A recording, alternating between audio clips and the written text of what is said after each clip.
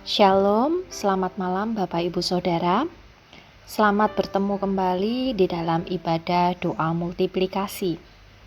Kita tahu bahwa setiap firman yang kita dengar, firman itu pasti akan mengubah hidup kita. Dan kita percaya firman yang akan kita dengar pada malam hari ini boleh menjadi berkat dan mengubahkan hidup kita. Kalau kita bicara mengenai doa multiplikasi, mengapa namanya doa multiplikasi? Karena ada harapan bahwa kita boleh memiliki hidup yang terus bermultiplikasi menjadi orang-orang yang bisa melahirkan orang-orang percaya yang lain, yang baru, bahkan melatih mereka, mengajar mereka untuk mereka bisa menjadikan orang lain lagi murid berikutnya. Kita tahu bahwa dasar dari multiplikasi adalah amanat agung Tuhan Yesus yang antara lain mengatakan, "Pergilah, jadikanlah semua bangsa muridku." Di sini kita tahu bahwa sebelum kita memuridkan, kita harus dimuridkan terlebih dahulu. Nah, gimana sih menjadi seorang murid itu? Seorang murid harus mempunyai kepastian hidup kekal dalam Yesus yang didapat melalui mendengar Injil atau EE. Seorang murid juga harus tertanam di gereja lokal dengan mengikuti membership kelas keanggotaan, dibaptis dan mengikuti retreat encounter. Nah, setelah seorang murid hidup di dalam doa dan firman, seperti yang didapat di buku pendiri, seorang murid harus mengikuti disciple class atau kelas pemuritan, lalu dilanjut dengan ministry class atau kelas pelayanan. Sehingga seorang murid dapat melayani di gereja lokal sesuai dengan karunia-Nya masing-masing. Hasil pertumbuhan rohani seorang murid akan menghasilkan buah roh, yaitu kehidupan yang memiliki karakter Kristus, dan buah-buah kesuksesan, yaitu kehidupan yang membawa dampak. Kehidupan yang memiliki karakter Kristus ini dan kehidupan yang membawa dampak, ini akan menunjang seorang murid menghasilkan buah jiwa-jiwa. Seperti visi gereja kita, apa saudara? Menjadi gereja yang hidup dan berbuah. Bicara mengenai seorang murid, apa sih yang menjadi ciri atau kualitas seorang murid? Kita akan sama-sama membuka Alkitab kita dalam Yohanes 8 ayat 31 sampai 32. Saya akan bacakan untuk Bapak Ibu semua. Yohanes 8 ayat 31 dan 32. Maka katanya kepada orang-orang Yahudi yang percaya kepadanya, "Jikalau kamu tetap dalam firman-Ku, kamu benar-benar adalah murid-Ku, dan kamu akan mengetahui kebenaran, dan kebenaran itu akan memerdekakan kamu." Ya, Bapak Ibu Saudara, bila kita baca ayat ini, dikatakan bahwa kualifikasi seorang murid atau ciri atau kualitas seorang murid itu adalah seorang murid adalah orang yang tetap dalam firman-Nya. Sehingga mereka atau murid-murid ini akan mengetahui kebenaran, dan kebenaran akan memerdekakan kita murid-muridnya. Jadi seorang murid itu seorang yang tidak hanya mendengar firman, tetapi juga seorang yang berusaha mengerti firman itu. Seperti murid-murid Yesus setelah mendengar perumpamaan Yesus, mereka bertanya pada Dia. Mereka tidak seperti orang banyak yang setelah mendengar tidak berusaha mengerti. Karena itu, seorang murid perlu terus bergaul dengan firman melalui saat teduh, Bible reading, mungkin PA pribadi, begitu ya, baca buku rohani, dan juga menghafal ayat. Seorang murid yang sejati, mereka adalah seorang yang mempunyai hati yang baik, yang sangat menghargai firman Tuhan, haus dan lapar akan firman Tuhan, dan selalu rindu untuk mentaatinya. Seorang murid adalah seorang yang tidak membiarkan kekhawatiran, kenikmatan hidup, dan tipu daya kekayaan, termasuk lewat hal-hal yang dapat menghambat pertumbuhan rohani seorang murid, menghambat pertumbuhan firman Tuhan di dalam hidupnya ini, seorang murid tidak seorang yang terganggu dengan hal-hal itu, Bapak Ibu Saudara. Akibatnya, seorang murid akan mengalami kemerdekaan, merdeka dari dosa, merdeka dari kebiasaan buruk, mencari cara berpikir yang keliru untuk supaya memiliki cara berpikir yang benar. Mereka adalah orang-orang yang merdeka, yang mengasihi Allah dengan segenap hati, dengan segenap jiwa dan kekuatan, serta akal budi mereka. Seorang murid juga orang yang merdeka untuk mengasihi sesama manusia seperti dirinya sendiri. Merdeka untuk berbuat apa yang baik dan benar, untuk melayani Allah, dan untuk hidup memuliakan Allah. Apakah Bapak Ibu Saudara memiliki firman yang hidup, yang tinggal dalam hati Bapak Ibu Saudara, sehingga kita mengalami kemerdekaan di dalam Yesus? Ini adalah ciri pertama kualitas seorang murid, hidup dalam firman dan mengalami kemerdekaan. Yang kedua, apa ciri seorang murid? Kita akan baca di Yohanes pasal 13 ayat 34 sampai 35. Saya akan bacakan bagi Bapak Ibu Saudara. Aku memberikan perintah baru kepada kamu, yaitu supaya kamu saling mengasihi, sama seperti aku telah mengasihi kamu. Demikian pula kamu harus saling mengasihi. Dengan demikian, semua orang akan tahu bahwa kamu adalah murid-muridku, yaitu jikalau kamu saling mengasihi. Di ayat ini yang barusan kita baca sangat jelas bahwa seorang murid memiliki ciri atau kualitas, mereka adalah orang-orang yang saling mengasihi. Yang pertama tadi, ciri kualitas murid tetap dalam firman-Nya dan mengalami kemerdekaan. Yang kedua, seorang murid adalah seorang yang saling mengasihi. Saling mengasihi itu seperti apa? Seperti Tuhan Yesus mengasihi kita tentunya. Demikian juga kita harus saling mengasihi. Kasih yang unconditional atau tanpa syarat, tanpa pamrih. Ketika kasih kita berikan kepada orang lain dengan tujuan tertentu, ini dengan pamrih ya Bapak Ibu. Tetapi kasih yang tanpa syarat atau tanpa pamrih ini adalah kasih yang rela berkorban. Bahkan kita tahu ya, Yesus mengorbankan nyawanya bagi kita.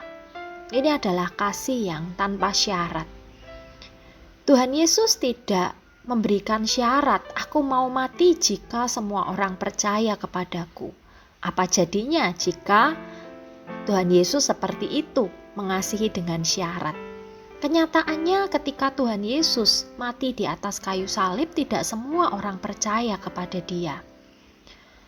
Tetapi Ia melakukan komitmennya. Ia melakukan apa yang seharusnya Ia lakukan, bahkan hingga kehilangan nyawanya. Kasih yang sejati adalah kasih yang rela berkorban. Sudahkah kita memiliki kasih yang sejati itu, Bapak Ibu? Saya ingin bertanya kepada Bapak Ibu, apakah dalam seminggu ini ada orang-orang yang mengasihi Bapak Ibu selain keluarga dan teman dekat ya, yang memberikan sesuatu kebaikan ya, apapun itu tanpa alasan? Artinya bukan karena kita ulang tahun ya, bukan karena kita telah memberi mereka lalu mereka membalasnya kepada kita. Tetapi sebaliknya ya, tanpa ada alasan apapun mereka memberikannya. Apakah ada Bapak Ibu? Ada film ya yang berjudul Pay It Forward.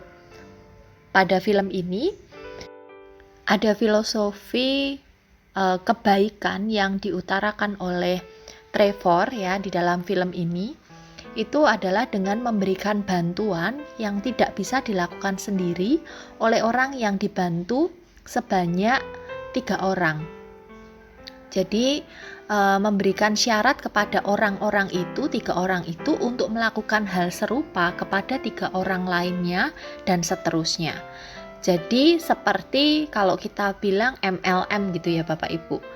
Satu orang mempengaruhi 3 orang untuk berbuat baik ya dengan melakukan kebaikan kepada 3 orang itu, dan juga 3 orang selanjutnya ini memberikan kebaikan juga pada orang-orang yang lain lagi. Nah, Bapak Ibu, kalau kita mendapatkan kebaikan lalu kita diminta untuk meneruskan kebaikan itu mungkin sesuatu yang mudah begitu ya. Tetapi kalau kita mengingat mungkin dalam seminggu ini tidak ada orang yang memberikan kita tiba-tiba kebaikan-kebaikan yang tanpa alasan mungkin. Kalau kita jatuh ada orang yang menolong kita padahal dia tidak mengenal kita, atau memberikan giliran antriannya kepada kita begitu ya. Sangat jarang orang-orang saat ini melakukan seperti itu karena kita tahu juga adanya social distancing ya. Ini membuat kita untuk membantu orang lain itu menjadi sesuatu yang kita sendiri juga berhati-hati begitu ya. Tidak ada sentuhan fisik begitu kan. Nah, kalau kita mendasarkan kebaikan kita untuk kita berikan, kasih kita berikan kepada orang lain karena kita sudah mendapatkan kebaikan dari orang lain lagi, tentu ini akan menjadi sulit. Karena apa? Tidak ada orang baik yang mungkin tidak sebaik yang kita harapkan untuk kita bisa meneruskan kebaikan itu.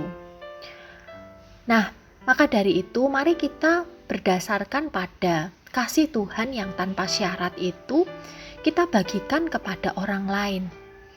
Kasih yang tanpa syarat yang tidak berhenti mengalir dalam hidup kita, itulah yang menjadi alasan kita untuk kita bisa memberikan kasih kita kepada orang lain. Bukan karena kita menerima dari orang lain, melainkan kita memberi karena kita telah menerimanya dari Tuhan. Dan kasih tanpa syarat ini akan bisa menerus diteruskan kepada banyak orang. Ini adalah ciri seorang murid Bapak Ibu.